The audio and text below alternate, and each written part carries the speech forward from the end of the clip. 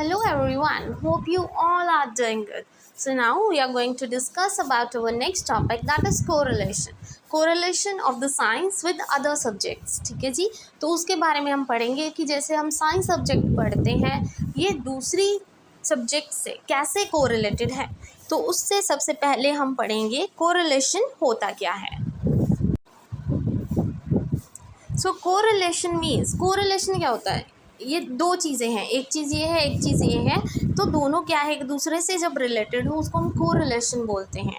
ठीक है जी, जैसे हम कुछ चीज़ें हैं साइंस की, जैसे कोई भी टॉपिक है, बायोलॉजी में हमने कोई टॉपिक पढ़ा और हम केमिस्ट्री और फिज़िक्स में भी वही पढ़ रहे हैं, कहने का मतलब वो कहीं ना कहीं एक दूसरे से क्या है रिलेटेड है।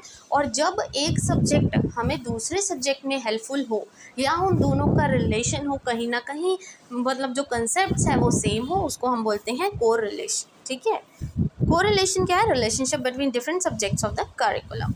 The term correlation is the simplest form means, correlation का मतलब क्या होता है, कनेक्ट और टू बी कनेक्टेड। ठीक है, दो सब्जेक्ट्स या तीन सब्जेक्ट्स एक दूसरे से जब कनेक्टेड हो उसको कोरिलेशन बोलते हैं। ये डायरेक्ट भी हो सकते हैं, रेसिप्रोकल भी हो सकता है, बट ये कनेक्टेड होते हैं। ठीक है, मीनिंग क्या है कोरिलेशन का, that is to study one subject with other और the interpersonal relations of different subject, उसको कोरिलेशन बोलते हैं in the field of education. तो अभी हम एक एक का पढ़ेंगे, ध्यान से पढ़ना, इसको इम्पोर्टेंट टॉपिक है, that is the relationship of biology with physics. अब हम पहले पढ़ेंगे कि बायोलॉजी और फिज़िक्स एक दूसरे से कैसे रिलेटेड है। ठीक है जी, तो अब बायोलॉजी है उसमें हम कुछ साइकोलॉजिकल एक्टिविटीज़ की बात करते हैं, जैसे ट्रांसपिरेशन हो गया, इवेपोरेशन हो गया। आप साइंस स्टूडेंट्स हो, आई डोंट थिंक कि मुझे इतना डिटेल में बताने की ज़रूरत है ट्रांसपिरेशन क्या होती है, इवेपोरेशन क्या होती है, और वाटर एंड सॉल्ट्स, ये क्या है फिजिकल फिनोमेनास है। ठीक है, the most important life process जो प्लांट ग्रीन प्लांट्स में होती है, फोटोसिंथेसिस आपने सुना होगा। ठीक है, तो ये भी एक फिजिकल फैक्टर है। बहुत सारे जो फैक्टर्स हैं जैसे फोर्स, एनर्जी, प्रेशर, ये सब की क्या है अपनी एक बायोलॉजिकल एप्लीकेशन है। तो कहीं ना कहीं ये कंसेप्ट एक दूसरे से क्या है रिलेटेड है। ठीक है, तो बायोलॉजी और फिजिक्स का रिलेशन हो गया। Then comes the relation of science and maths. तो देखिए जी, साइंस कोई भी पढ़ लो, बायोलॉजी पढ़ो, केमिस्ट्री पढ़ो, फिजिक्स पढ़ो, बिना न्यूमेरिकल्स के, बिना नंबर्स के कहीं भी काम नहीं होगा। ठीक है, तो science is the body of knowledge about the universe and mathematics क्या है, ये हमें रिलेशनशिप बताता है दो चीज़ों में। नंबर्स बहुत ज़्यादा ज़रूरी है, मैथमेटिक्स तो एक टूल है अगर साइंस को डिस्क्राइब करना है। Science cannot proceed without numbers. कैसे, जब हम फिजिक्स पढ़ते हैं तो इसमें फॉर्मूलाज हो गए, डेरिवेशंस होगी, न्यूमेरिकल्स हो गए, इसमें काम आती है। केमिस्ट्री पढ़ेंगे तो केमिकल इक्वेशंस हम पढ़ते हैं, न्यूमेरिकल्स करते हैं, उसमें भी काम आती है। बायोलॉजी में जब हम प्रॉब्लम सॉल्व करते हैं जेनेटिक्स से रिलेटेड तो भी हमें नंबर्स की ज़रूरत पड़ती है। इनफैक्ट जितनी भी इक्वेशंस हैं सभी में क्या है, मैथमेटिक्स यूज़ हुआ है। जैसे एल्बर्ट आइंस्टाइन हो गया और गैलीलियो, उन्होंने भी कहा है law of universe are mathematical. ठीक है जी, तो पता लग गया रिलेशन इसका किसका, साइंस और मैथ्स का। अब आएंगे साइंस और बायोलॉजी के। साइंस और बायोलॉजी का क्या है कि जैसे कि बायोलॉजी क्या है, relationship between that of the human and everyday sciences के साथ। And the study of biology means needs the experience, सभी ब्रांचेस की क्या है एक्सपीरियंसेस होनी चाहिए, जैसे कि केमिस्ट्री, फिजिक्स एक्सेट्रा, ये क्या है एक दूसरे से रिलेटेड है। देन कम साइंस और लैंग्वेज। तो देखिए जी, अगर किसी ने थ्योरीज लिखनी है, कोई बहुत बड़ा साइंटिस्ट है, उसको भी वो थ्योरी लिखने के लिए लैंग्वेज प्रॉब्लम तो आएगी, तो लैंग्वेज सही होनी चाहिए। ठीक है, लैंग्वेज सही है, आपकी थ्योरी परफेक्ट है। मतलब जब आपने चाहे रिसर्च रिपोर्ट भी लिखनी है उसमें भी आपको लैंग्वेज क्या है सही रखनी पड़ेगी। बहुत सारे लॉज हैं, थ्योरीज हैं जिनको हम क्या है एक लैंग्वेज में अच्छे से लिखते हैं। थीसिस प्रिपेयर करेंगे, पीएचडी करेंगे, रिसर्च पेपर लिखते हैं, अपने जो सिनॉप्सिस आप एमएड सेकंड सेम में लिख रहे हो उसमें भी लैंग्वेज क्या होनी चाहिए, सही होनी चाहिए। ये सब बहुत इंपॉर्टेंट है। Science and language teachers have equal responsibility in developing clear and accurate expressions. ठीक है, ज़रूरी नहीं है कि सिर्फ इंग्लिश का टीचर है तभी हमें लैंग्वेज सिखाएगा, but being a science teacher हमें भी बच्चों को सिखाना चाहिए कि कैसे हम अपने वर्ड्स में उस चीज़ को एक्सप्रेस करेंगे।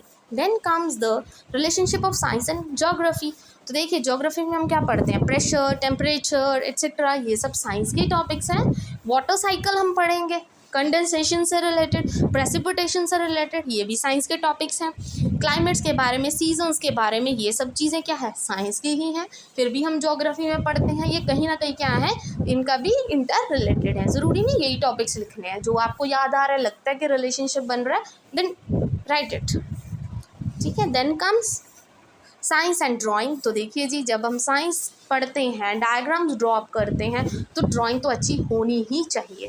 ड्राइंग अच्छी नहीं होगी, आपका डायग्राम कुछ से कुछ बन जाएगा, ठीक है। केमिस्ट्री फिजिक्स में फिर भी चल जाता है, बट बायोलॉजी में you have to make the diagram perfect. For that you need the drawing skills. तो आपकी आर्ट एंड क्राफ्ट स्किल्स भी क्या होनी चाहिए, परफेक्ट होनी चाहिए। कोई डायग्राम ड्रॉ करना है, चार्ट ड्रॉ करना है, पिक्चर्स बनानी है, या कोई मॉडल बनाना है, for that you need art and craft skills. Then correlation of science and earth science. Science और अर्थ साइंस में भी रिलेशन है, क्योंकि डिफरेंट टाइप्स ऑफ रॉक्स के बारे में हम पढ़ते हैं। मिनरल्स हो गए, वाटर हो गया, पेट्रोलियम, मेटलर्जी, वेदरिंग, ये सारे कंसेप्ट क्या है, साइंस के हैं। तो एक दूसरे से ये ऐसे रिलेटेड है। Then come correlation of science and history. तो देखिए, अभी हम बोल के हटे कि बहुत सारी इन्वेंशंस हुई हैं, वो साइंस की वजह से तो हुई हैं, ठीक है जी। तो हम उसको स्टोरीड की फॉर्म में पढ़ते हैं। कुछ टॉपिक्स दे सकते हैं, जैसे story of the moon, story of a man, story of planet, story of earth. मतलब क्या है, कहीं ना कहीं साइंस से ही ये एक दूसरे से रिलेटेड है और कोइंसाइड कर रही है हिस्ट्री कहीं ना कहीं।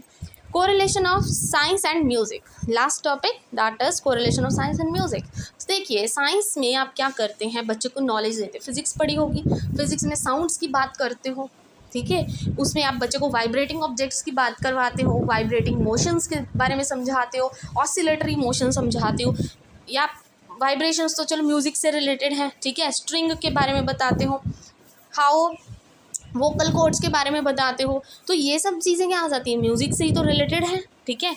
तो इन सब से क्या होगा, बच्चे को इंस्ट्रूमेंट्स का ज्ञान होगा, इंस्ट्रूमेंट्स के बारे में पता होगा, तभी तो वो बच्चा रिलेट कर पाएगा, ठीक है। गिटार की स्ट्रिंग्स है, वाइब्रेटिंग मोशन का एग्जांपल है ये, बट अगर उसने गिटार ही नहीं देखा, उसको इंस्ट्रूमेंट्स ही नहीं पता, उसको म्यूज़िक का ही नहीं पता, तो वो क्या समझाएगा कंसेप्ट, नहीं ना। बट ये क्या है, एक दूसरे से इंटर रिलेटेड है, ठीक है। And I hope today's video is useful for you. Thank you very much, and please don't forget to like and subscribe my channel, and all the very best for your exams.